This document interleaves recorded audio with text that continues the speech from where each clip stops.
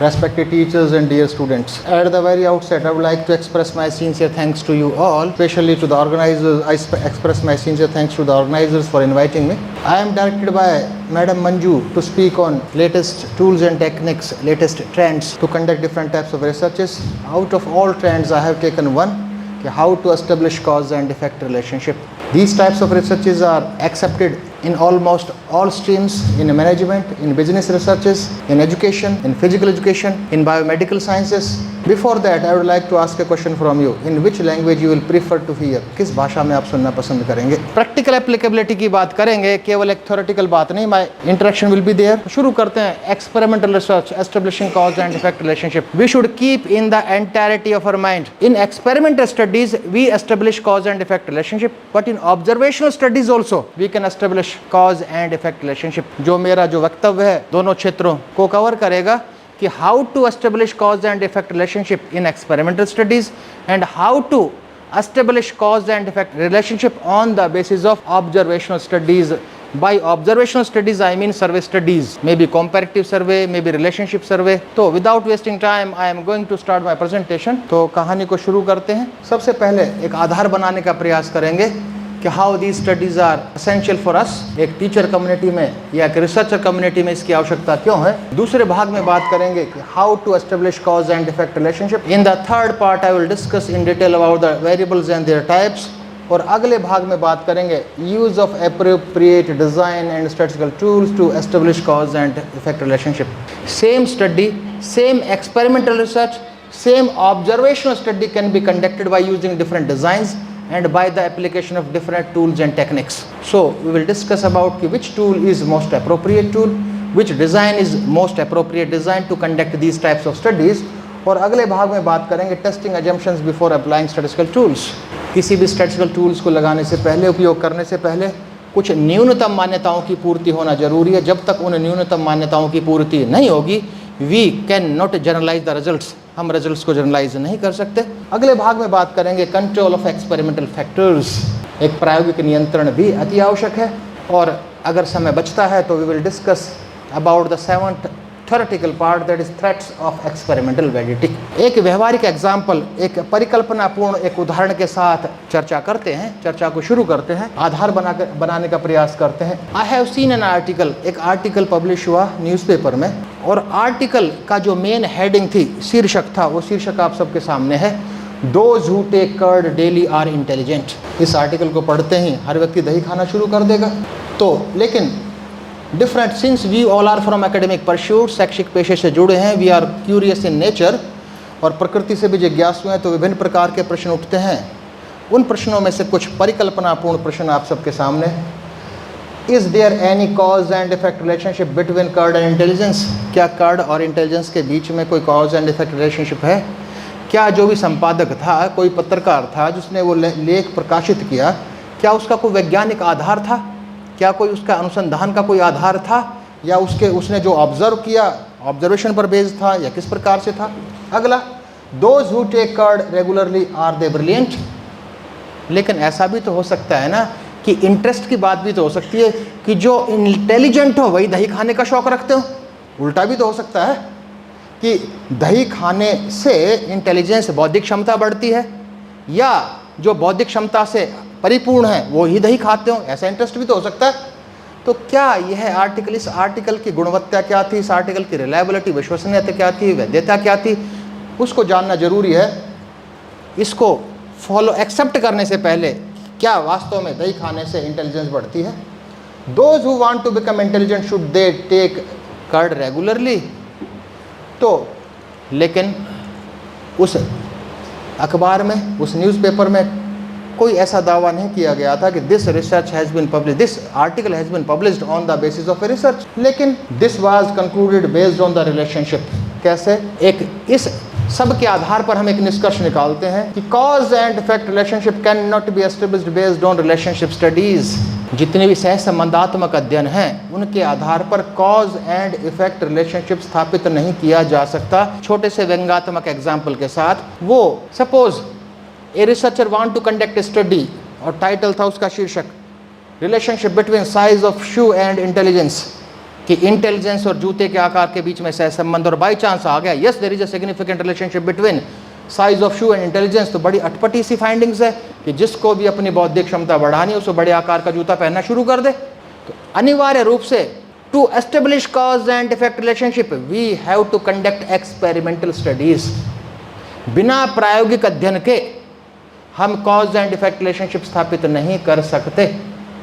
कुछ हद तक ऑब्जर्वेशनल स्टडीज में स्थापित की जा सकती है by the help of different statistical tools, कैसे उसकी भी चर्चा करेंगे। लेकिन अभी I will concentrate on how to establish cause and effect relationship, means how to conduct genuine experimental studies, कि आप जेन्यून एक्सपेरिमेंटल स्टडीज का आयोजन कैसे करें उसकी चर्चा विस्तार से करेंगे। बात करते अगला जो मेन थीम है, कंसेप्ट एंड प्रिंसिपल। किस अवधारणा पर आधारित है और किस सिद्धांत पर आधारित है कोई भी एक्सपेरिमेंटल स्टडी आयोजित करना या कॉज एंड इफेक्ट रिलेशनशिप स्थापित करना, उसके बारे में चर्चा करते हैं। तो उसके लिए हमारा आज का हाइपोथेटिकल एग्जाम्पल है, एक काल्पनिक शीर्षक है effect of curd on intelligence. The objective of investigator is to find out the change in intelligence only due to curd. तो इस काल्पनिक उदाहरण में ध्यान दें कि इंडिपेंडेंट वेरिएबल, जिसको कि हम कहते हैं ट्रीटमेंट, उपचार, जिसका प्रभाव आप देखना चाहते हैं, एक अनुसंधानकर्ता देखना चाहते हैं, और आश्रित चर पर, डिपेंडेंट वेरिएबल पर देखना चाहते हैं, वो इस उदाहरण में है इंटेलिजेंस। तो कुल मिलाकर है कि independent variable is a card and dependent variable is intelligence. एक सामान्य भाषा में एक बिल्कुल एक रूट लेवल से शुरू कर रहे हैं। I am proceeding from simple to complex. उन गूढ़ स्टैटिस्टिकल टूल्स की बात भी करेंगे जिनके आधार पर these tools are full of statistical control. Here by investigator चाहता है ना कि इंटेलिजेंस में कुछ परिवर्तन आया या नहीं आया, किस कारण से, केवल ओनली ड्यू टू कर्ड, जो कभी किसी भी प्रयोग में घटित होता ही नहीं। Several factors play vital role in bringing the change in dependent variable. इस काल्पनिक उदाहरण में जो डिपेंडेंट वेरिएबल है इंटेलिजेंस, इसमें परिवर्तन लाने में कर्ड के साथ साथ दुनिया भर के कारक अपनी भूमिका निभाएंगे। लेकिन investigators interest is to find out the change of only one variable, that is known as curd. तो change in intelligence is due to two factors. One is due to independent variable, that is curd, and due to other factors. These may be daily routine, food habits, lifestyle, heredity, और भी लंबी सूची हो सकती है। अब काम की बात रिसर्च की भाषा में, change in dependent variable only due to independent variable is known as treatment variance. Change due to treatment, एक वेरिएंस की हमने बात की कि what do you mean by treatment variance. Treatment variance is change in dependent variable only due to independent variable. लेकिन इसके साथ साथ भी कुछ दूसरे कारक भी भूमिका निभाते हैं। Change in dependent variable other than independent variable is known as error variance. It means the study will include two different types of variances, one is treatment variance, other is error variance. तो जिस सिद्धांत पर आधारित हमें cause and effect relationship स्थापित करना है, जिस सिद्धांत पर आधारित हमें प्रायोगिक अध्ययन आयोजित करना है, that should be based on a principle named maximization of treatment variance and minimization of error variance। कि हमें कुछ ऐसा अपने प्रयोग में करना है जिससे ट्रीटमेंट वेरिएंस का तो मैक्सिमाइजेशन हो और एरर वेरिएंस का मिनिमाइजेशन हो। तो इस वक्तव्य से, इस कथन से, इस सिद्धांत से एक बात तो स्पष्ट है कि error variance can not be eliminated, कि एरर वेरिएंस को नकारा नहीं जा सकता। As an investigator we can try our level best to minimize the error variance. तो हम ऐसे शोध अभिकल्प का उपयोग करें, ऐसी सांख्यिकीय तकनीक का उपयोग करें जिससे कि मैक्सिमाइजेशन हो ट्रीटमेंट वेरिएंस का और मिनिमाइजेशन हो एरर वेरिएंस का। और एक वाक्य में दोबारा दोहराता हूं कि सेम रिसर्च मींस सेम, यही effect of curd on intelligence can be conducted by using different designs and can be conducted by using different statistical tools. तो अब हमें खुद निष्कर्ष लेना है कि कौन सा डिजाइन इन सब में उत्तम है और कौन सा स्टैटिस्टिकल टूल इन सब में उत्तम है। तीसरे भाग की बात करते हैं, थोड़ा सा वेरिएबल एंड देयर टाइप्स, चर और उसके प्रकार। थोड़ा सा हम सब जानते हैं, कोई नई बात नहीं है, लेकिन आगे की बात मैं आप तक ठीक प्रकार से पहुंचा पाऊं उसके लिए थोड़ा सा वेरिएबल्स की बात करेंगे। हिंदी में हम चर कहते हैं, variables. Different authors classified variables in different ways. देखिए, पुस्तकें हम सबको ज्ञान प्रदान करती हैं, लेकिन कई बार पुस्तकें हमें शंकित भी करती हैं। Different authors classified the same contents in different ways. तो यहाँ पर केवल दो वर्गीकरणों की बात करेंगे। आई will discuss about the two different classifications on the basis of a causal model. कि कॉजल मॉडल के आधार पर हम चरों को कितने भागों में बांटेंगे? If we classify variables on the basis of a causal model, causal model means that is applicable when we are going to conduct experimental studies, वहां तो कॉजल मॉडल लागू है, this causal model is applicable. यदि causal model के आधार पर हम सभी चरों को विभिन्न श्रेणियों में विभाजित करते हैं तो हमारे पास 3 प्रकार के ही वेरिएबल्स हैं, इंडिपेंडेंट, डिपेंडेंट एंड कंफाउंडिंग। 3 ही है, चौथा नहीं है। इंडिपेंडेंट, हमारा आज का शीर्षक क्या है? Effect of card on intelligence. तो this independent variable is known as treatment, और हमारे एग्जाम्पल में क्या है? कार्ड। डिपेंडेंट, आशीचर, हमारे एग्जाम्पल में क्या है? इंटेलिजेंस। और जो daily routine, food habits, lifestyle, कुछ एग्जाम्पल्स थे, these are known as confounding variable, जिनका प्रभाव ज्ञात करना हमारा उद्देश्य नहीं है, लेकिन इंडिपेंडेंट वेरिएबल के साथ साथ वो प्रभाव डाल रहे हैं। And we have to control these confounding variables. हमें इन कंफाउंडिंग वेरिएबल्स पर नियंत्रण प्राप्त करना है। क्यों करना है? To achieve that principle. सिद्धांत क्या था? Maximization of treatment variance and minimization of error variance. लेकिन उसमें हम पूरी तरह सफल नहीं हो सकते अनुसंधानकर्ता के रूप में। क्यों नहीं हो सकते? कि these confounding variables are sub divided into 2 categories. ये कंफाउंडिंग वेरिएबल्स 2 प्रकार के हैं, इंटरवीनिंग है और एक्सटेनियस है। Intervening means these are beyond the control of investigator, ये किसी भी प्रयोगकर्ता के नियंत्रण से बाहर हैं। These will be considered as our limitations, हम सबकी सीमाएं हैं, वो हम सबकी सीमाएं कहलाएंगी। फॉर एग्जाम्पल, हमारा आज का शीर्षक है effect, to find out the effect of card on intelligence. भाई सर्दी में दही खाएंगे अलग प्रभाव पड़ेगा, गर्मी में खाएंगे अलग प्रभाव पड़ेगा, और उसको लेंगे हम बारिश के मौसम में अलग प्रभाव पड़ेगा। तो इंद्रदेव को निर्देश तो दे नहीं दे सकते कि मौसम पर काबू रखना, मौसम ऐसा रखना। These will be considered as our limitations, वो हमारी सीमाएं होंगी। दूसरा जो हमारा है extraneous, to a great extent we can control, काफ़ी हद तक हम इन पर नियंत्रण पा सकते हैं।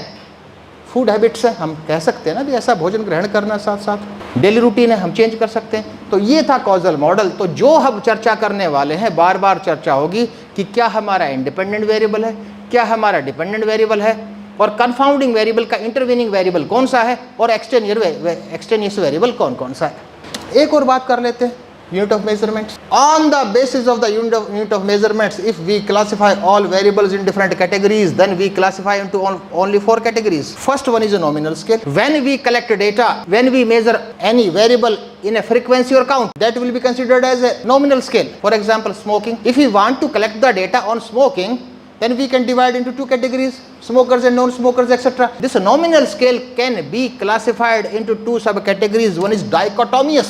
The word dichom means 2, having 2 ends. Example, I have given an example, that is smoking, divided into 2 categories, smokers and non-smokers. Next one is a polytomous. Poly means many, categorized in more than 2 categories. For example, race, Indian, Chinese, Polish, Germans, we may categorize in between more than 2 categories. That will be considered as a polytomous. And you will find a series of researches conducted in the field of management, business studies, commerce, on the basis of these, in economics also. But on the basis of collecting the data by taking this nominal scale, we cannot establish cause and effect relationship. Nominal scale में कोई भी ऐसी parametric statistics नहीं बनी है जिसके आधार पर हम कॉज एंड इफेक्ट रिलेशनशिप स्थापित कर पाएँ। इसका अर्थ हुआ, एक बात तो स्पष्ट हो गई कि जब नॉमिनल, यदि हम कॉज एंड इफेक्ट रिलेशनशिप स्थापित करना चाहते हैं तो हमें अवॉइड करना चाहिए क्या? नॉमिनल स्केल, स्पष्ट सी बात है। Next one is ordinal scale. When we measure a data in a order, may be ascending order, may be descending order. Let's take an example of biomedical sciences. Doctor हैं, research करना चाहते हैं, pen variable है या नहीं है? Variable है ना, pain can be measured, pain variable है। वेरिएबल को यदि हम परिभाषित करें, variable means that has the tendency to change with respect to time, place, individual, जो समय अनुसार बदलता हो, स्थान अनुसार और व्यक्ति अनुसार परिवर्तनशील हो, वेरिएबल है। तो पेन वेरिएबल है या नहीं? पेन वेरिएबल है। अगर कोई डॉक्टर साहब पूछते हैं कि भाई आपका पेन का स्तर क्या है, अगर डेटा मेजर करना चाहते हैं पेन का स्कोर, तो आप ये तो नहीं कहेंगे 2 टन पेन है या 5 सेंटीमीटर पेन है। You can express in order, in ascending or maybe descending order. I have high pain, medium pain, low pain. You can express in this way. Or this ordinal scale can be divided into 2 categories. Sorry, this polytomous can be divided into 2 categories. You can arrange in a order and you cannot arrange in a order. अगला, अब बात कर रहे हैं, क्योंकि बात चल रही है how to establish cause and effect relationship, उसके लिए हमें जानना होगा किस स्केल ऑफ मेजरमेंट की हमें आवश्यकता है। तो एक बात स्पष्ट होगी कि you cannot establish this in case of nominal as well as in case of ordinal, कि we have to collect the data on the basis of a interval scale. Interval scale means having same interval in between but has no fixed zero, and next one is a ratio scale having same intervals in between but has a fixed zero. तो जो एक आधार हम सब ने मिलकर बना लिया है कि हमें स्केल ऑफ मेजरमेंट का ज्ञान होना चाहिए और हमें कुल मिलाकर करना है maximization of treatment variance and minimization of error variance. किस शोध अभिकल्प से ऐसा हो पाएगा, किस सांख्यिकीय तकनीक से ऐसा हो पाएगा, with hypothetical examples we will discuss. अगली बात, use of appropriate design and statistical tools to establish cause and effect relationship. Now the main story starts. अब मेन कहानी शुरू होती है। Same experiment can be conducted by adopting different designs. वही अध्ययन अलग अलग डिजाइन्स के माध्यम से किया जा सकता है। और आज का हमारा शीर्षक क्या है? Effect of card on intelligence. दुनिया भर के तरीकों से किया जा सकता है, लेकिन 2-3-4 तरीकों की मैं बात करूंगा, 2-3-4 प्रक्रियाओं की बात करूंगा कि ऐसे भी हो सकता है, ऐसे भी हो सकता है, ऐसे भी और ऐसे भी। लेकिन if you want to publish your articles in the top journals of the world, indexed in Scopus, Web of Science, PubMed Central, Dimensions, उस दशा में आपको एक सटीक डिज़ाइन का उपयोग करना होगा और आपको एक सटीक सांख्यिकीय तकनीक का उपयोग करना होगा, otherwise our papers will not be accepted to publish in that reputed journal. तो कौन कौन से हो सकते हैं? Same title, effect of card on intelligence, can be conducted by using single group design, can be conducted by using post test only random group design, can be conducted by using repeated measure design, can be conducted by using random group design, और भी Solomon 4 group design, दुनिया भर के और भी design है, लेकिन यहाँ पर सूचीबद्ध किए गए हैं केवल 4 डिजाइन। सेम शीर्षक है, यही शीर्षक है effect of card on intelligence. हम इन 4 शोध अभिकल्पों के माध्यम से इस सेम स्टडी को आयोजित कर सकते हैं। चारों को की बात करते हैं और निष्कर्ष निकालेंगे चारों में से सबसे अच्छा कौन, और different statistical techniques will be applied in each design. ऐसा नहीं है सिंगल ग्रुप डिजाइन में कोई अलग सांख्यिकीय तकनीक होगी, post test only random group design में कोई और तकनीक होगी, रिपीटेड मेजर डिजाइन में कोई और तकनीक होगी, और random group design that is also known as pre test post test control group design, इस डिजाइन में कोई दूसरी सांख्यिकीय तकनीक होगी। तो let's start with the first, पहले से शुरू करते हैं। पहले से सिंगल ग्रुप डिजाइन, नाम से स्पष्ट है, एक ही ग्रुप होगा, समूह केवल एक होगा और डिजाइन का स्ट्रक्चर ये है। सिंपल सा, इससे सिंपल क्या होगा? डिजाइन का स्ट्रक्चर ये है। This is the structure of the design. There are 2 O's and 1 X। Research की भाषा में हम बात करें, O means observation, X means treatment, सामान्य सी बात। तो in our hypothetical example X is curd, O means we are having the 2 observations, O1 means pre-test, O2 means post-test, and X will be given to the subjects, suppose for 1 month, 2 months or 3 months. Let's discuss step by step. First, O observation 1 will be taken, it means pre-test will be taken. After that treatment will be given, treatment दी जाएगी, और treatment के बाद O2 means post test, और investigator will compare O1 and O2, investigator will compare pre and post. If the significant difference exists, in that case yes there is a significant effect of taking card on intelligence.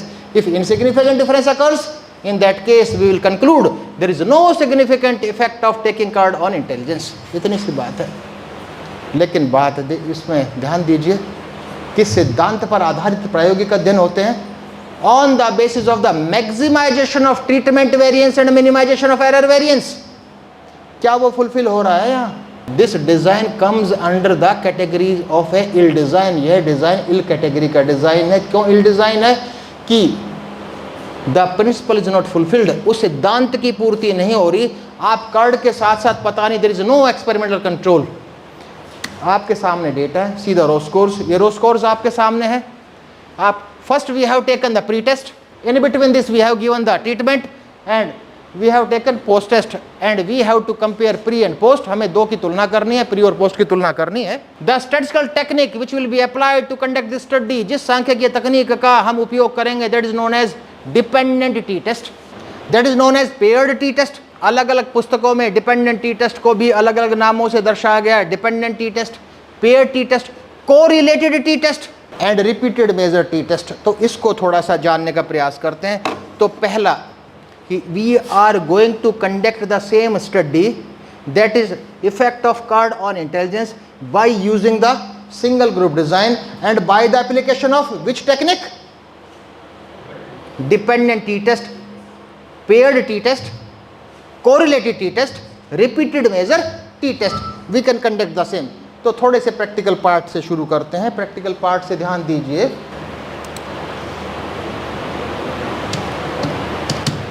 I will demonstrate practically also. हमारा शीर्षक क्या है?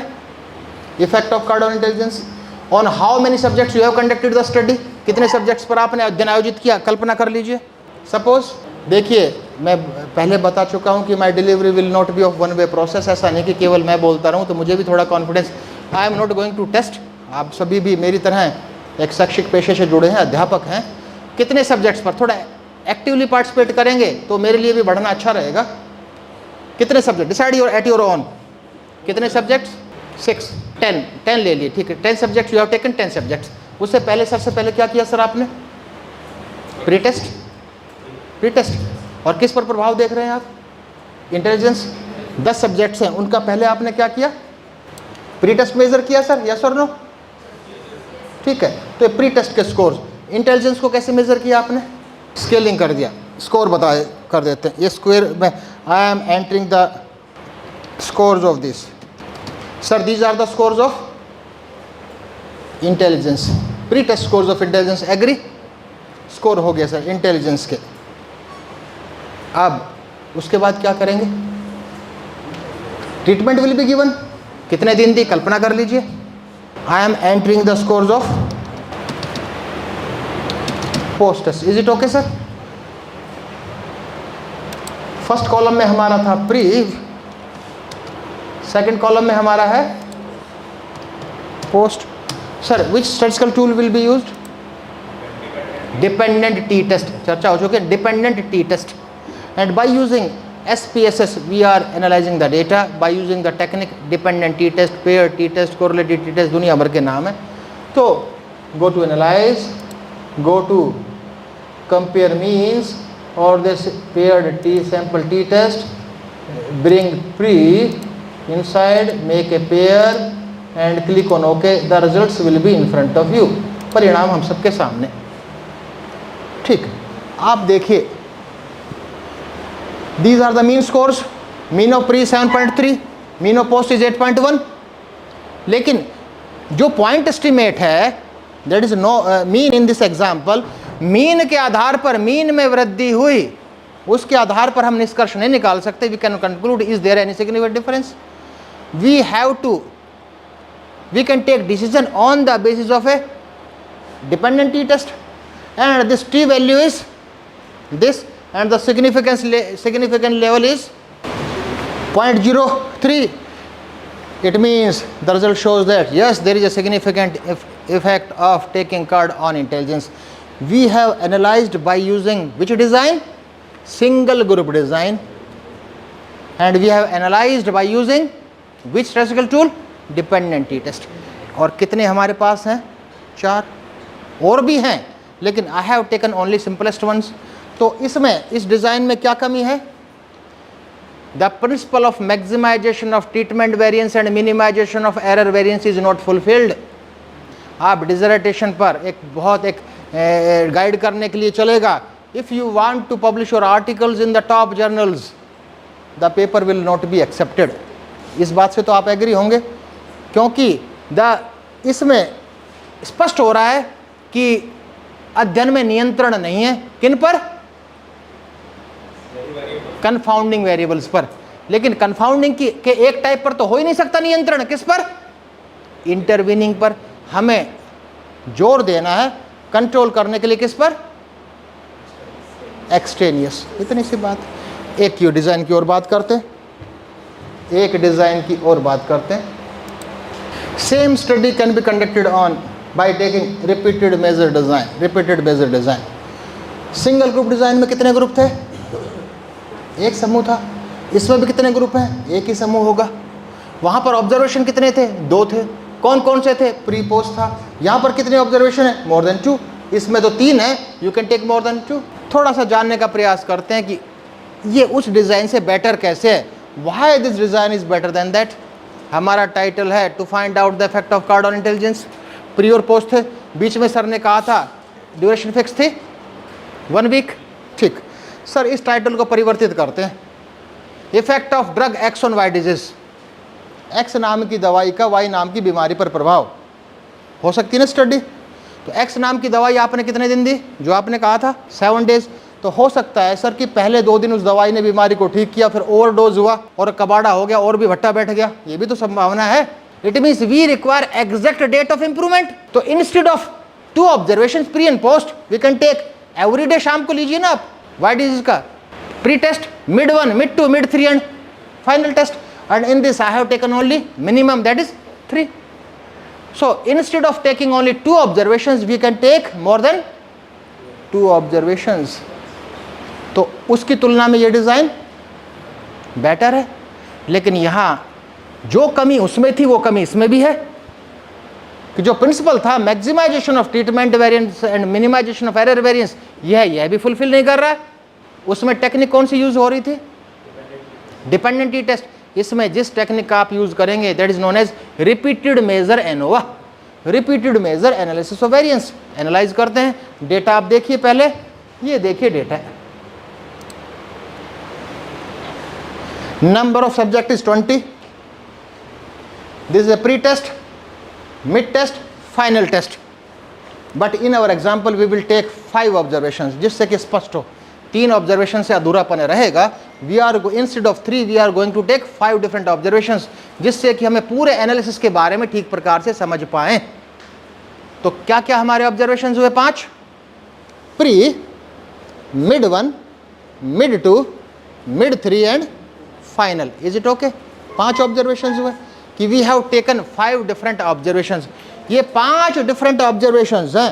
तो sir आप फिर cooperate कीजिए कि on how many subjects you conducted this study, कितने सब्जेक्ट्स पर आपने इस अध्ययन का आयोजन किया, बताइए, बोलिए। 20, ठीक है। You want to conduct this study by taking 20 subjects. Initial step, पहला चरण क्या हमारा, हम टाइटल चेंज करते हैं, कार्ड को छोड़ दीजिए, effect of drug X on Y disease. ठीक है, तो जो डिजीज का भी नाम कुछ भी ले लीजिए, जो we can measure that particular disease on the basis of a blood contents, blood test से हम याद कर सकते हैं। मान लीजिए तो आपने उस डिजीज का लेवल देखा कब, फर्स्ट इनिशियल। तो these are the scores of pre test, ये प्री टेस्ट के स्कोर्स है। Is it okay sir? और उसके बाद आपने कहा how many observations we are going to take, decide हो चुका है 5, pre, mid 1, mid 2, mid 3 and final. तो there is no need to explain, ये सारे मैं डेटा एंटर कर रहा हूं। These are the scores of, correct करते हैं उसको। आपको मेडिकल, बायोमेडिकल साइंसेज में, बेसिक साइंसेज में इस रिपीटेड मेजर एनोवा का अत्यधिक उपयोग दिखेगा। Now I am entering the data for 4th observation.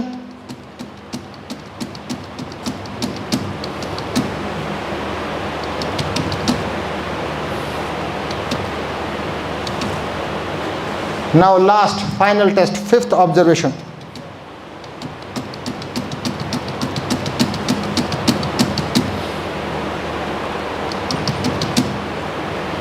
Data entry is complete.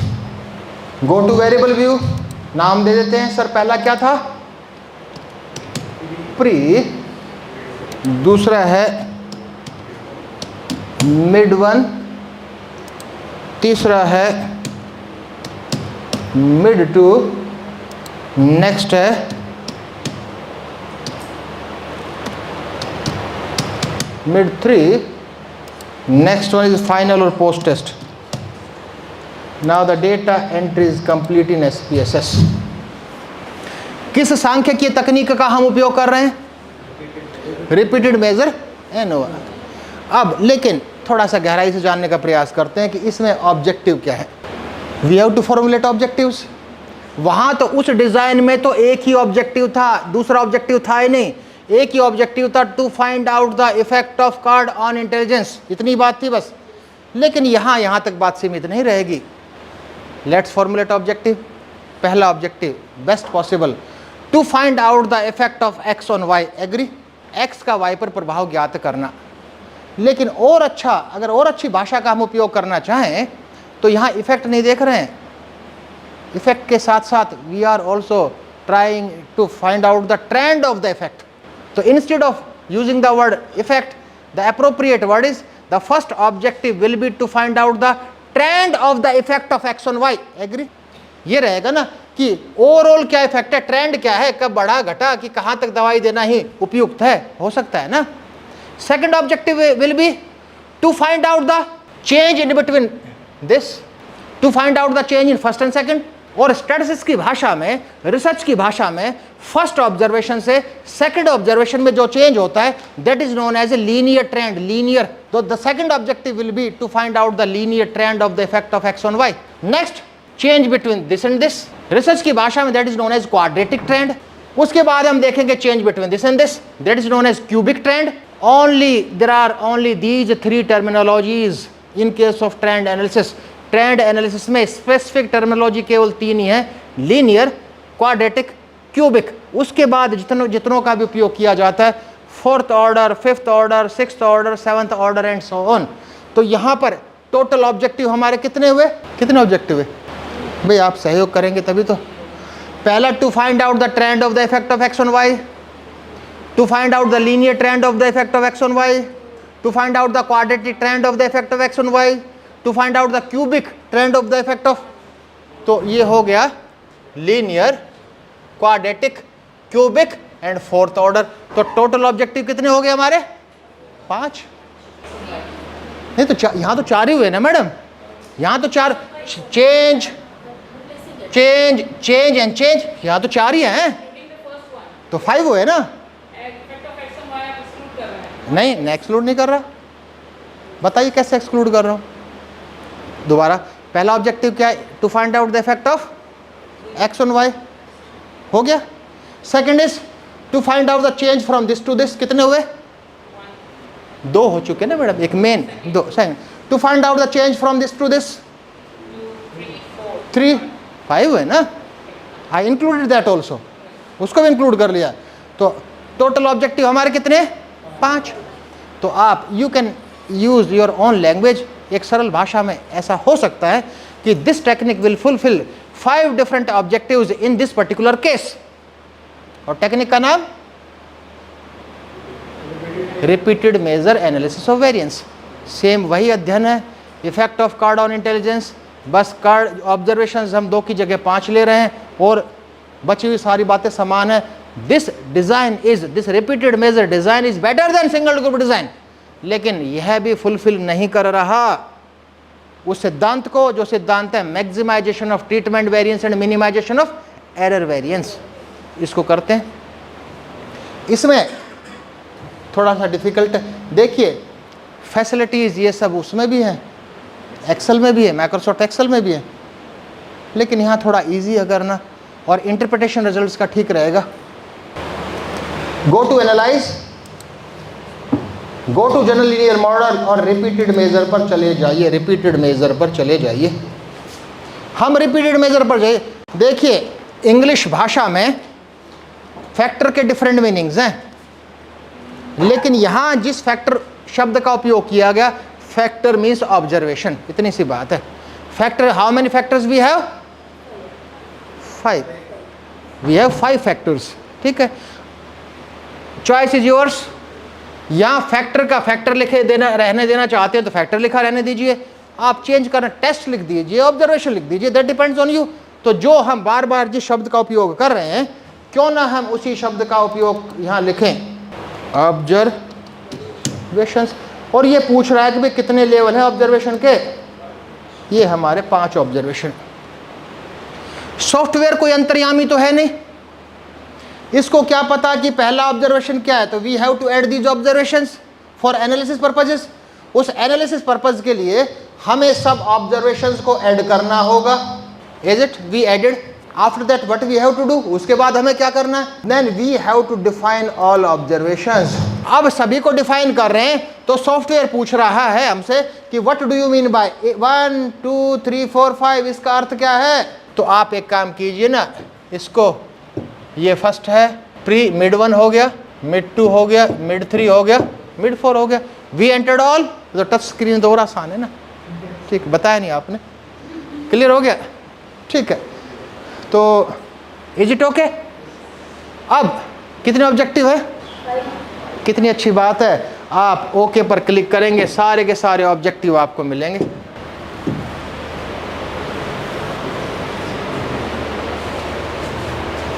देखिए वैसे यूजलेस है, इंटरप्रिटेशन पर्पसेस के लिए नहीं, लेकिन हमें पता होना चाहिए कि we have taken these 5 observations, ठीक है। अब हम क्या देख रहे हैं, आर पर्पसेस, जो पहला ऑब्जेक्टिव था, पहले अपनी भाषा में फिर रिसर्च की भाषा में। अपनी भाषा में था to find out the trend of the effect of X on Y, यही था ना, मीन्स ओवरऑल ट्रेंड था। इट मीन्स कैसे देखेंगे, by seeing the difference between 5 observations, pre mid 1 mid 2 mid 3, इनमें अंतर, तो वी आर कंपेयरिंग 5 ऑब्जर्वेशंस। तो ये ऑब्जर्वेशंस के बीच में कंपैरिजन है, yes there is a significant difference among different observations. पहला ऑब्जेक्टिव कि since the F value of 71.232 is significant at 0.05, और जो भी मेडिकल साइंस में 0.01 level of significance, so it is concluded that there is significant effect of X on Y. लेकिन अब कब, कितना, तो कितने हमारे ऑब्जेक्टिव बचे, 4 बचे ना, to find out the linear trend, quadratic, cubic and fourth order. अब उनको देख लेते हैं, अब उनको हम देखते हैं। ये देखिए, ये देखिए, क्वाड्रेटिक सफिशिएंट है, there is no need to of this. ध्यान दीजिए, प्लीज ट्राई टू अंडरस्टैंड कि linear trend is a significant, quadratic trend is significant, but cubic and order 4 trend are not significant. Is it okay? Simple सी बात है। तो we have conducted the same study, effect of taking card means effect of x on y by using 2 different designs, single group design and repeated measure design, ठीक। अब अगली बात करते हैं, तीसरे डिज़ाइन की बात करते हैं। जरूर मैडम, क्यों नहीं। Market survey, because most of the data we collect is from market, so we cannot actually target the same group again. Like for example, yeah, so if I have a panel, I create a panel of people and then I take one test, then after, like even if I want to test an advertisement with the seeing। Madam का simple सा question है, madam ने पूछा कि we can not repeat the observations of the same subject again and again, subjects will be different, इतनी सी फर्क है। तो there is a long list of the analysis of variances, जिनमें से 5 प्रमुख हैं। One way analysis of variance, repeated measure analysis of variance, between two way factorial analysis of variance, within to way factorial analysis of variance, within to way factorial. तो ये उन 5 में से एक की बात की हमने, किसकी, रिपीटेड मेजर की। Group will be the same if the group is simple, in that case apply one way ANOVA. हाँ यस, फर्क कितना सा है, if the same subjects are in different observations you have to apply repeated measure, नाम से स्पष्ट है, repeated major.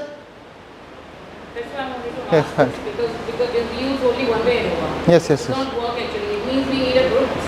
कोई मैंने कहा हमें फिर पैनल बनाना पड़ेगा, जो क्या कहते हैं वही ग्रुप बार-बार टेस्ट किया जाए। लेकिन मैडम उसमें एक समस्या आती है, और गहनता की बात करें तो आपने पहला भी सेम वेरिएबल के ऑब्जर्वेशंस आप ले रहे हो, फिर मान लो कि जो इन्फॉर्मेशन है, जो रेस्पॉन्सेज है, वो तो सेम ट्रेट की ले रहे हो ना, इंडिविजुअल अलग अलग होंगे, इतनी सी बात है।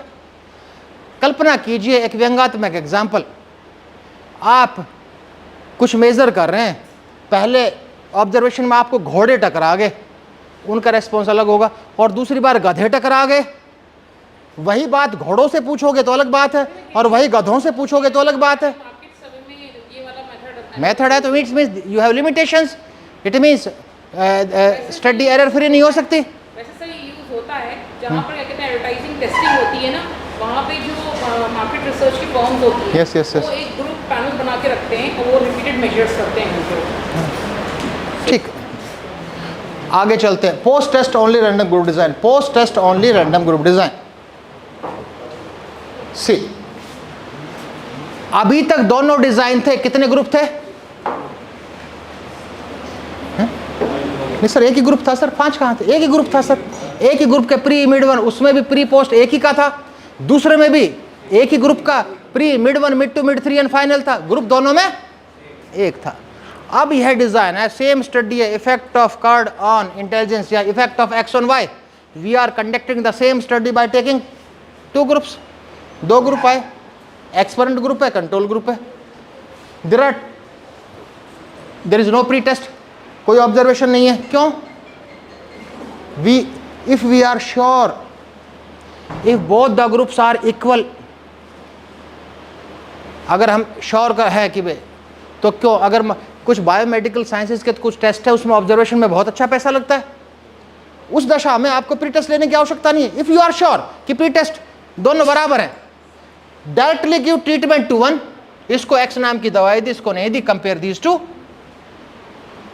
To, if the significant difference exist, medicine का फर्क पड़ा, नहीं तो नहीं फर्क पड़ा, इतनी सी बात है। तो कितने लोगों पर यह अध्ययन आयोजित किया सर? मान लीजिए कितनों पर किया सर? 10 experimental, 10 control. ठीक है, तो प्री टेस्ट की आवश्यकता नहीं है। तो ये डिजाइन आप देख लीजिए, ये सामने है, ये रो स्कोर्स देखिए, ये एक्सपेरिमेंटल ग्रुप के रो स्कोर्स है, या कंट्रोल ग्रुप के रो स्कोर्स है। ग्रुप्स आर डिफरेंट, वहां ग्रुप वही था, उसके प्री पोस्ट थे, तो वहां किस टेक्निक का उपयोग किया गया था? कहां रिपीटेड मेजर एनोवा हो गया? वहां केवल एक ही ग्रुप था, उसके 2 कॉलम्स थे, डिपेंडेंट टी टेस्ट का हमने उपयोग किया था। We compared pre versus post. यहां पर भी 2 ही कॉलम है, लेकिन सेपरेट है, इंडिपेंडेंस है। तो the technique which will be used is known as independent T test, स्वतंत्र टी परीक्षण। जिस टेक्निक का हम उपयोग करेंगे वो है इंडिपेंडेंट टी टेस्ट। वहां था डिपेंडेंट टी टेस्ट, यहां है इंडिपेंडेंट टी टेस्ट, इतनी सी बात है। लेकिन वो डिपेंडेंट टी टेस्ट को कितने नामों से जाना जाता था? 4। डिपेंडेंट, कोरिलेटेड, रिपीटेड मेजर, एक और था पेयर्ड। यहां भी this technique independent T test is known by 4 different names. इसका नाम है स्टूडेंट टी टेस्ट, कुछ किताबों में इसको सिंपल टी टेस्ट भी कहते हैं, और कुछ बुक्स में आपको मिलेगा unpaired t test, unpaired t test. इसको भी देखते हैं। ये डिजाइन क्या अच्छा है? ये डिजाइन भी अच्छा नहीं है। आपने एज्यूम कर लिया कि initially both the groups are equal, आपने मान लिया कि इनिशियली दोनों ग्रुप इक्वल है, लेकिन मान लो अनइक्वल हो तो अनइक्वल में होंगे डिफरेंट, एक हेरिडिटिकल कैरेक्टरिस्टिक्स पर फर्क पड़ेगा दवाई का, एक पर ना पड़े। हो सकता है एक में गधे हों, एक में घोड़े हों, या तो दोनों में गधे हों या दोनों में घोड़े हों, सामान्य एग्जाम्पल। ठीक है, तो इनिशियल लेवल पर गलती हमसे हो सकती है। तो ये इसका डेमोस्ट्रेशन देखना है या चौथे डिजाइन पर चले डायरेक्ट? हाउ टू एनालाइज, आवश्यकता यस और no? I will proceed as per our expectations. जिस निष्कर्ष तक हम पहुंचना चाहते हैं उसके लिए इन तीनों डिजाइन की चर्चा करनी पड़ी। मैं डायरेक्टली भी ले सकता था दिस डिजाइन को कि which design is best. Independent T test का आइडिया है सबको, आगे चले चले। ठीक, अब मेन चर्चा करते हैं विच डिजाइन इज बेस्ट। अभी तक, अब थोड़ी सी, अब मेन कहानी शुरू होगी। अगर वास्तव में आप कोई प्रायोगिक अध्ययन बहुत अच्छा करना चाहते हैं, अब सुनने की बात है। अभी तक हम कितने डिजाइन की बात कर चुके हैं? 3 डिजाइन की। कितनी स्टैटिस्टिकल टूल्स की बात कर चुके हैं? 3 की। सिंगल ग्रुप डिजाइन में पेयर टी टेस्ट था, रिपीटेड मेजर डिजाइन में रिपीटेड मेजर एनोवा का उपयोग किया था, और अभी जो बात की है post test only random group design में इंडिपेंडेंट टी टेस्ट, पेड नहीं, इंडिपेंडेंट टी टेस्ट का हमने उपयोग किया, अनपेड टी टेस्ट का हमने उपयोग किया। ठीक, अब इन तीनों डिज़ाइनों को तो हम सब ने रिजेक्ट कर दिया। इन तीनों डिज़ाइन को हमने क्यों रिजेक्ट किया? कि जो सिद्धांत था मैक्सिमाइजेशन ऑफ ट्रीटमेंट वेरिएंस और मिनिमाइजेशन ऑफ एरर वेरिएंस, उसकी पूर्ति नहीं हुई, इसलिए आवश्यकता पड़ी अर्ली एक्सपेरिमेंटेशन को जानने की, क्योंकि जितने भी top recently we have faced कोविड-19 पेंडेमिक, तो मेडिकल साइंसेज प्रोफेशनल्स ने जो इजाद किया, इन्वेंट किया एक Covaxin, that is based on an experiment. Cause and effect relationship तो है कि they established cause and effect relationship between Covaxin and COVID, वही तो था, कहानी वही थी। इसी अध्ययन को करने के लिए किस डिज़ाइन का उपयोग किया गया होगा या किया गया, उसकी चर्चा करते हैं।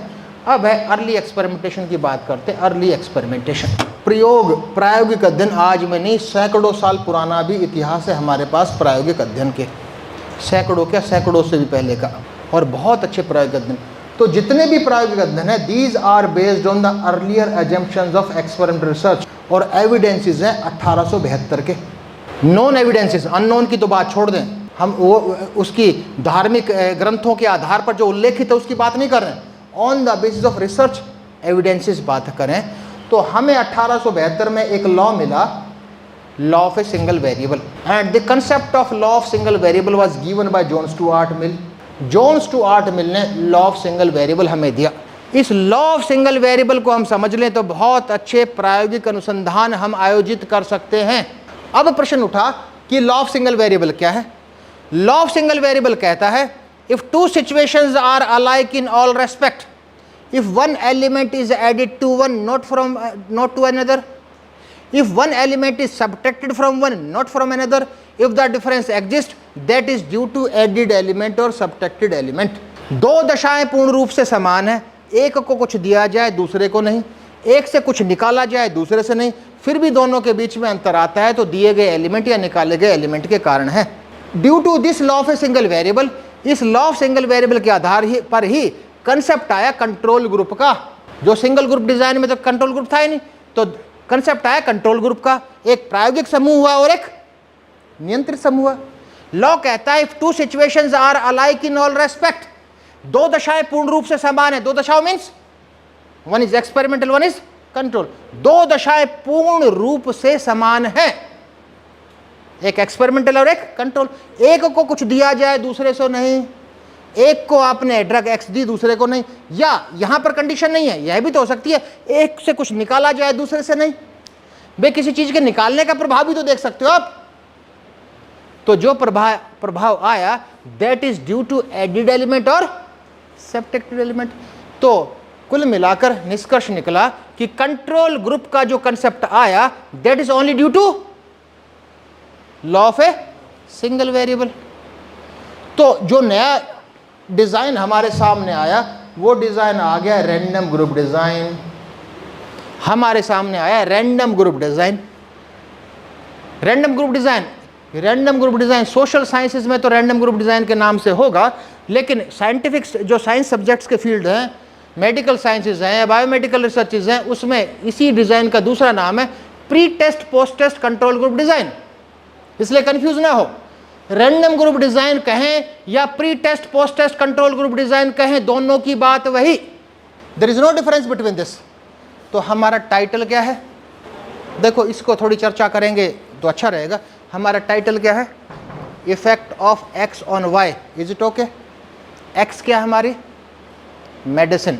वाई क्या है हमारी? डिजीज। इतनी सी बात है। Effect of X on Y. How many groups we have? दो है। How many observations we have? 4।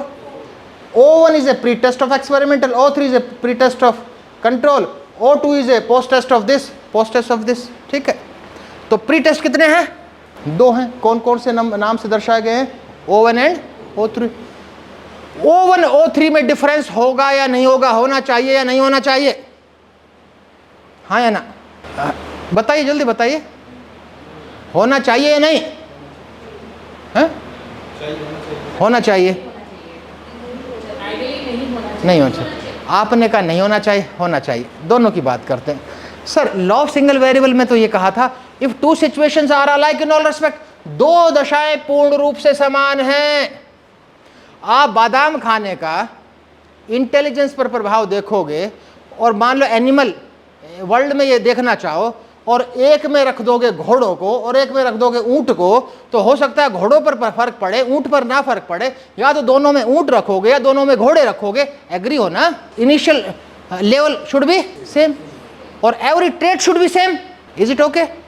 It means there should not be any significant difference between O1 and O3। Difference नहीं होना चाहिए। मान लो you tried your level best, थोड़ा सा design की गहराई में जा रहे हैं और एक अकेले डिजाइन से बहुत उत्तम श्रेणी के शोध पत्र हम सब लिख सकते हैं। डिफरेंस आ गया तो आप you tried your level best कि डिफरेंस नहीं आए, लेकिन मैडम हो गया गलती, तो क्या हुआ फिर? एरर हुआ ना। उसका अर्थ क्या निकलेगा?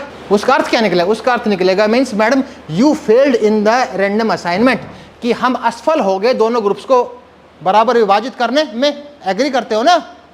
तो जो व्हेन वी फेल, तो आपके पास ऑप्शन क्या रहेंगे? दो रहेंगे। पहला तो रीस्टार्ट द स्टडी, यानी दोबारा से सारे ऑब्जर्वेशंस और कॉस्टली हुआ तो भट्टा बैठ जाएगा। दूसरा ऑप्शन है इसका कोई पैरेलल सॉल्यूशन निकालें, पैरेलल सॉल्यूशन निकलेगा। मान लो कि दोनों में डिफरेंस आ गया, अनइक्वल है, तो ये अध्ययन को प्रभावित करेगा या नहीं करेगा? पॉजिटिव करेगा, नेगेटिव करेगा? नेगेटिव का पॉजिटिव तो हो ही नहीं सकता, जो गलती तो हमेशा नेगेटिव इफेक्ट डालेगी।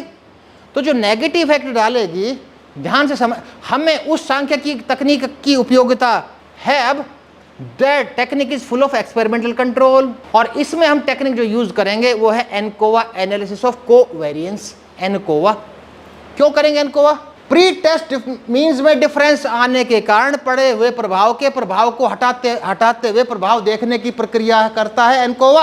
नहीं क्लियर हुआ? प्री टेस्ट में डिफरेंस आया, उसका नकारात्मक प्रभाव पड़ा, उस नकारात्मक प्रभाव को एडजस्ट करते हुए प्रभाव देखने की प्रक्रिया है ANCOVA. It means we do not compare, means we compare adjusted. एक शब्द देखिएगा पेपर्स में, we compare adjusted means. What do you mean by adjusted means? यानी mean obtained after the adjustment of error. Adjusted means the mean that is obtained after the adjustment of error, कि we instead of comparing means, ना हम pre test means को compare कर रहे हैं, ना post test means को compare कर रहे हैं, हम कंपेयर कर रहे हैं एडजस्टेड पोस्ट टेस्ट मीन्स के को कंपेयर कर रहे हैं। और एडजस्टमेंट किसका है? एरर का है। इतनी सी बात है। तो किस टेक्निक का उपयोग करेंगे? एनकोवा। तो हाउ टू डू? स्लोली देखिए, हम खासकर मेडिकल साइंस और साइंटिफिक सब्जेक्ट्स के लिए तो ये टेक्निक बहुत जानने की ज़रूरत है इसकी। अगर बहुत अच्छे आप एक्सपेरिमेंट करना चाहते हो तो इन चारों डिज़ाइन में से single group design, repeated measure design, post test only random group design और रैंडम ग्रुप डिज़ाइन जिसका दूसरा नाम है pre test post test only random group design, इन चारों में से सबसे अच्छा कौन? Random group design. क्यों? द प्रिंसिपल इज फुलफिल्ड, सिद्धांत की पूर्णतः पूर्ति हुई। Maximization of treatment variance and minimization of error variance, इसलिए यह डिजाइन है। एनालाइज कैसे करना है इसको? देखिए सर, इन डेटा को मैं उठा रहा हूं, इसी को उठा रहा हूं। How many scores are there? कितने स्कोर्स हैं बताइए सर, कितने स्कोर्स हैं? अरे सर साफ है 80 स्कोर है ना। भी प्री टेस्ट के एक्सपेरिमेंटल प्री टेस्ट 20 है, तो टोटल स्कोर कितने हैं? 80 हैं। और एक्सपेरिमेंटल के कितने हैं? 40 हैं। और प्री टेस्ट कितने हैं? 40 हैं। प्री टेस्ट कितने? 40 के 20 एक्सपेरिमेंटल 20 कंट्रोल।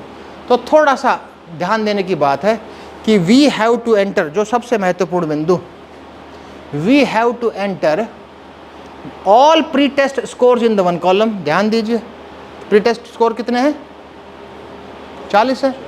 तो 20 एक्सपेरिमेंटल के 20 कंट्रोल को एक ही कॉलम में एंटर करना है। अभी करेंगे। एक कॉलम में सभी पोस्ट टेस्ट के स्कोर्स को एंटर करना है, एक्सपेरिमेंटल के भी और कंट्रोल के भी। मैं I am going to paste these scores in SPSS। Copy किए स्कोर्स, अभी कितने स्कोर्स कॉपी किए? 80। I am going to paste. कई बार हमें ये एक्सेप्ट नहीं करेगा, ये एक्सेप्ट नहीं करेगा। देखिए मैं पेस्ट कर रहा हूँ तो एक्सेप्ट नहीं करता। क्यों नहीं करता? कि पावर पॉइंट पर आपने कोई डेटा रखा है, उसको डायरेक्ट SPSS एक्सेप्ट नहीं करेगा। छोटी छोटी समस्याएं आ सकती हैं, तो इसलिए सबसे पहले हमें करना पड़ेगा, हमें उसको एक्सेल में उसको पेस्ट करना पड़ेगा और वहाँ से वो एक्सेप्ट कर लेगा। ये एक्सेल में पेस्ट किया वो स्कोर जो कॉपी किए थे, और यहाँ से अगेन कॉपी किए गए हैं, और I am going to paste in on. Now this will accept, ये अब एक्सेप्ट करेगा। ठीक, अब ध्यान दीजिए, टोटल स्कोर कितने हैं? 80 है। ये किसके हैं? Pre x post. तो इस प्री को भी इसके नीचे लाना है, इस पोस्ट को भी इसके नीचे लाना है, कि we have to enter all the scores in how many columns? 2। Pre test of experimental, pre test of control, इतना सा। तो ये प्री टेस्ट को कट किया और ये पेस्ट किया, और पोस्ट को भी यहाँ से कट किया और ये पेस्ट किया। पहले कॉलम में क्या है? प्री है। दूसरे कॉलम में क्या है? पोस्ट है। अब दोनों ही कॉलम्स में पहले 20 स्कोर्स किसके हैं? एक्सपेरिमेंट। प्री तो कॉलम ही अलग है। दोनों कॉलम में पहले तो कोई भी एक वैल्यू दे दीजिए, कोड दे दीजिए। मान लो हम दे रहे हैं 1। 1 स्टैंड्स फॉर एक्सपेरिमेंटल। कहाँ तक के स्कोर एक्सपेरिमेंटल में है? और 2 stands for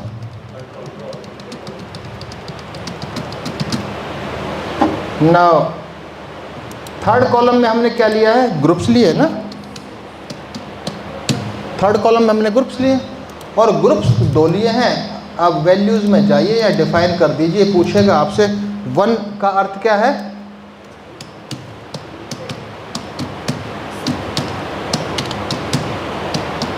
experimental group. Add कर दीजिए। 2 मीन्स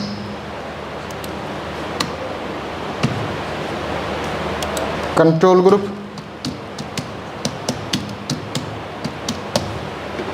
ऐड कर दीजिए। Now the data entry is complete. Data entry पूरी हो गई है। Now we have to give the command for ANCOVA. ANCOVA command है। हमें चाहिए किसके प्रभाव के प्रभाव को हटाते हुए प्रभाव देख रहे हैं? किसके प्रभाव के प्रभाव को हटाते हुए प्रभाव देख रहे हैं, जिसको हमने रिसर्च की भाषा में कहा था एडजस्टेड। प्री टेस्ट के डिफरेंस के प्रभाव को हटाते हुए। थोड़ा ध्यान दीजिएगा, यानी प्री टेस्ट में डिफरेंस था, उसके प्रभाव के प्रभाव को हटाते हुए प्रभाव देखने की प्रक्रिया है ना। ठीक है, तो उसको क्या कहेंगे रिसर्च की भाषा में? That is known as covariate. हम कोवेरिएट के प्रभाव, को मीन्स टुगेदर, को वे 2 व्यक्ति हैं, एक एक्सपेरिमेंटल नाम का व्यक्ति है, कंट्रोल का नाम का व्यक्ति है। 100 मीटर की दोनों की स्प्रिंट हो रही है।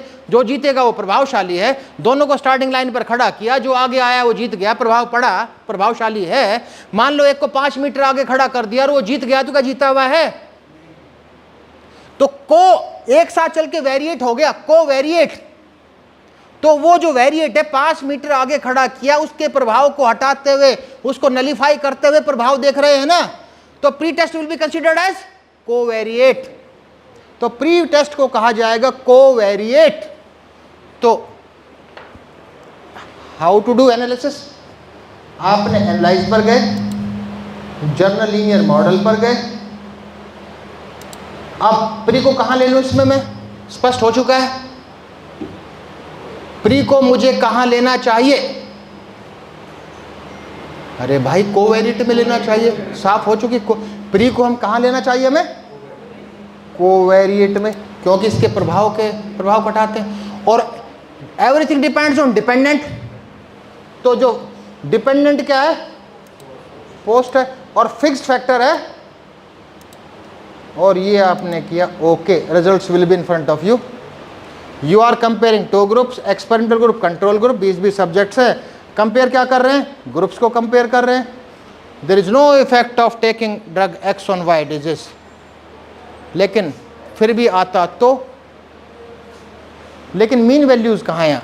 वो एडजस्टेड मीन, क्योंकि आपको शो करना पड़ेगा ना कि how to calculate adjusted mean. Mean value तो कैलकुलेट करना आसान है, तो उस एडजस्टेड मीन्स के लिए आपको एडिशनल कमांड्स देनी होंगी। इसको बिना सेव किए मैं हटाता हूं, without saving I am analyse. यहां देखिए ऑप्शंस में, पहले तो ऑप्शंस, आप ऑप्शंस में जाएंगे तो यहां देखो डिस्क्रिप्टिव्स भी होगा, कहीं डिस्क्रिप्टिव ले लीजिए,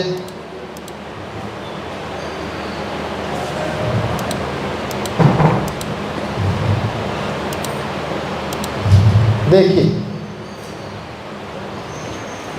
एडजस्टेड मीन की पहचान कैसे करेंगे? ये मीन के साथ छोटा सा ए लिखा होगा ऊपर, छोटा A, small A, this adjusted means is mentioned by small A, तो ये है A. It means you are comparing these, you are not comparing the pre test means और पोस्ट टेस्ट मीन्स। तो ये हमने चर्चा की पूर्ण रूप से application of analysis of covariance, analysis of covariance, इतनी सी बात। तो आज बात हमने की how to establish cause and effect relationship by using 4 different designs and 4 different techniques. तो निष्कर्ष निकला, यदि हम बहुत ही प्रभावशाली शोध पत्रिका में अपना शोध पत्र प्रकाशित करना चाहते हैं तो एक अच्छा डिज़ाइन, आज की इससे भी अच्छे डिज़ाइन है, ऐसा नहीं है, इससे और अच्छे डिज़ाइन भी हैं, लेकिन आज इन चारों में से एक अच्छा डिज़ाइन कौन सा हमारा? Random group design. और कौन सी सांख्यिकीय तकनीक? एनकोवा। 2 बातें अंत में और बताता हूं, आखिरी 5 मिनट।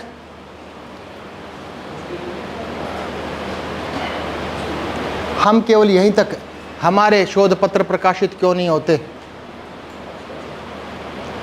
उसके पीछे कारण है, लैंग्वेज तो कारण है ही है, लेकिन लैंग्वेज तो आजकल हम एआई टूल से सुधार लेते हैं, वो कोई बात नहीं, और प्लेगरिज्म फ्री भी कर लेते हैं, कोई प्रॉब्लम नहीं है।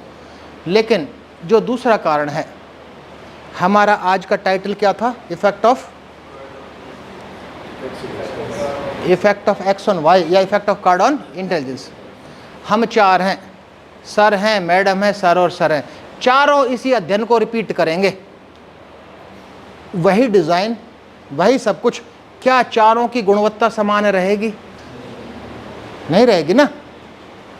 तो आपको बताना पड़ेगा ना, ये 2 तथ्य बहुत महत्वपूर्ण है, बहुत महत्वपूर्ण तथ्य हैं, कि आपको बताना पड़ेगा कि आपके अध्ययन की गुणवत्ता कितनी है। वो गुणवत्ता कैसे पता चलेगी? उसको आपको मेंशन करना पड़ेगा कि how the quality of your research is decided. उसके लिए आपने, सर ये जो सैंपल लिए थे आपने कहा 10 लेने, कहाँ से लिए थे सर आपने? पॉपुलेशन से। मान लो सुभारती विश्वविद्यालय के हॉस्पिटल में जितने भी मरीज हैं उनमें से लिए आपने कितने लिए? 10 लिए। क्यों लिए सर? क्योंकि आपने देखा कि एक न्यायदर्श का सिद्धांत है, प्रिंसिपल है सैंपलिंग का, कि सैंपल रिप्रेजेंट एंटायर पॉपुलेशन। ठीक है ना? कल्पना कर लीजिए सर, पॉपुलेशन कितनी है? मान लीजिए, एग्जाम्पल तो लेना पड़ेगा ना, कितने? 1000। और 1000 से कितना लिया सर आपने? 10 ले लिया। आपने कहा जो 10 में गुण विद्यमान है वो 1000 में होंगे, ऐसा मानते हो ना? आपने क्या ब्लड प्रेशर मेजर कर रहे हो सर? क्या मेजर कर रहे हो? Blood pressure. तो ब्लड प्रेशर मेजर किया, उस 10 का वैल्यू आई, मीन वैल्यू आई 80। क्लियर हुआ? तो आपने कहा कि लगभग पॉइंट एस्टिमेट है 80। Is it okay? सुभारती विश्वविद्यालय के जो मेन ऑफिसर्स उन्होंने कहा gentleman repeat the same study. आपने वही 1000 है, उन 1000 से फिर रैंडमली 10 सेलेक्ट किए, दोबारा से वही वेरिएबल है ब्लड प्रेशर, और मीन निकाला, कितना आया? 80 नहीं आएगा, 80 पॉइंट समथिंग या उससे कम। सेम कभी लाखों हजारों करोड़ों में एक बार आ जाए तो आ जाए, नहीं आएगा। और शिव भारती विश्वविद्यालय ने कहा कि हमारे पास पैसे की कमी नहीं है, repeat the same study 10-20 times. आपने उस अध्ययन को कितनी बार रिपीट कर दिया? 20 बार। तो 20 के 20 बार रिजल्ट्स अलग अलग आए। एक तरफ तो हम सब कह रहे थे कि sample represent the entire population, और अभी हम सब कह रहे हैं कि 20 बार उसी अध्ययन को आप ही ने रिपीट किया, same methodology, same population, same sample size, और 20 के 20 बार आपके रिजल्ट्स परिणाम अलग अलग। तो प्रश्न उठा और निष्कर्ष निकला, पूर्ण रूप से कोई भी सैंपल पॉपुलेशन को रिप्रेजेंट नहीं करता, सैंपलिंग एरर होगा ही। मानते हो इस बात को? इसलिए कंसेप्ट आया सेंटर लिमिट थ्योरम का। सेंटर लिमिट थ्योरम कहती है मीन ऑफ, आपके पास कितने मीन है? 20 बार किया ना आपने कि mean of all means will give the accurate result. 20 mean का 20 निकालो और वो एक्यूरेट, वो ज्यादा एक्यूरेट है। क्या प्रैक्टिकली संभव है? ऐसा है कि उसी रिसर्च को आप 20 बार करोगे, उसका एवरेज निकालकर परिणाम निकालोगे, संभव है क्या? नहीं है ना। तो हमें पैरेलल सॉल्यूशन चाहिए, and the parallel solution is given by the applied statistics, and the parallel solution is given by confidence interval. Confidence interval is the interval about that we are confident about our results. और साधारण भाषा में, by seeing the confidence interval you can check the quality of your results. तो आप जितने भी शोध पत्र, जितने भी मेडिकल साइंसेज के जर्नल है, उसमें कॉन्फिडेंस इंटरवल दिया होगा, क्योंकि उसके आधार पर कि कितना गुणवत्तापूर्ण है। तो essentially we should include confidence interval in our study. For example, मौसम विभाग अध्ययन करता नहीं करता है? करता है ना। सर मौसम विभाग ने आज भविष्यवाणी कर दी कि कल का टेम्परेचर 1 डिग्री से 50 डिग्री के बीच में होगा, तो आप सर्दियों के कपड़े निकाल के रखोगे या गर्मियों के? 1 से 50 डिग्री के बीच में दोनों। आप कहेंगे मूर्ख बना रहे हैं, और वही मौसम विभाग कहता है कि कल का टेम्परेचर 1 से 5 डिग्री के बीच में होगा, सर्दी के लिए तैयार रहेंगे। तो पहला गुणवत्ता विहीन है, दूसरा गुणवत्तापूर्ण है। तो यही कॉन्फिडेंस इंटरवल, किसी भी स्टडी का कॉन्फिडेंस इंटरवल जितना कम होगा उतनी ही उस अध्ययन की गुणवत्ता है, इतनी सी बात। तो we should include confidence interval in our study. हमें एसेंशियली कॉन्फिडेंस इंटरवल का सम्मेलन रखना चाहिए। और भी कभी कई बातों का एक और है, अगर एक्सपेरिमेंटल स्टडीज करते हैं तो effect of size effect size that is determined by the partial test squared, वो भी सम्मिलित करना चाहिए। सामान्य भाषा में मेरा अंतिम वाक्य है, किसका प्रभाव देख रहे थे? एक्स का। किस पर देख रहे थे? वाई का। सामान्य भाषा में वो इतना प्रभाव भी हो सकता है, वो इतना भी प्रभाव हो सकता है, इतना भी हो सकता है। तो साइज ऑफ इफेक्ट, कितना प्रभाव है, how much % change in dependent variable is depend on independent variable, we should include effect size also. हम इतना कहते प्रभाव पड़ा नहीं पड़ा, अरे भाई प्रभाव पड़ा तो कितना पड़ा, what is the size of the effect.